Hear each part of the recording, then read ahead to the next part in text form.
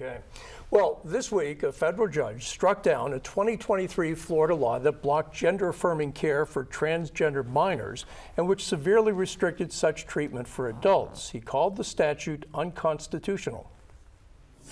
Senior Judge Robert Hinkle said the state went too far when it barred transgender minors from being prescribed puberty blockers and hormonal treatments with their parents' permission. He also stopped the state from requiring that transgender adults only receive treatment from a doctor and not from a registered nurse or some other qualified medical practitioner. And the judge found a ban on online treatment for transgender adults was also unconstitutional.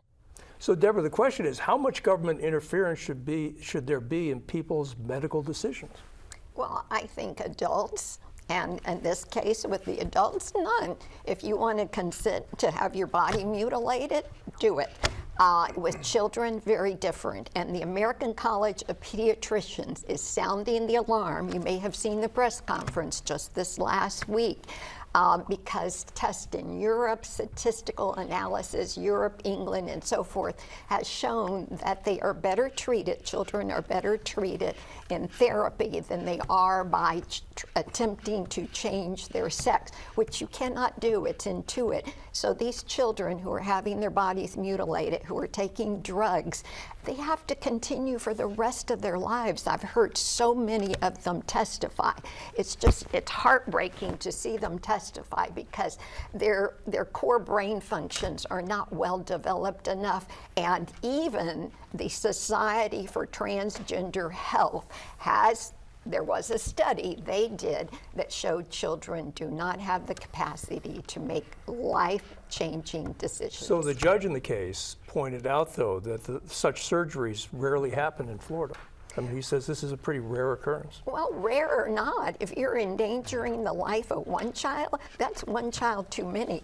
Even with their parents' permission? Their parents sometimes go along with these fads because you don't want to hurt your child's feelings, but you do need to be an adult and recognize they don't have that capacity, and some of it is cultural, some of it now is faddish and so forth. Let children be children. Alex, just quickly. It's not for the government to get involved in these personal medical decisions. It is child abuse. I am sorry, but it is not.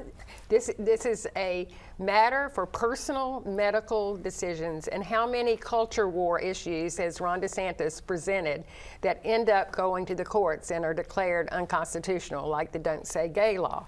And so we're dealing with Amendment 4, the abortion amendment, which is, again, is government interference in personal medical decisions. And so I am very pleased with the results of the federal court. I don't think the governor started this culture war. I think that this transgender activism, I mean, I'm so fatigued over it. Let's move on to inflation and taxing.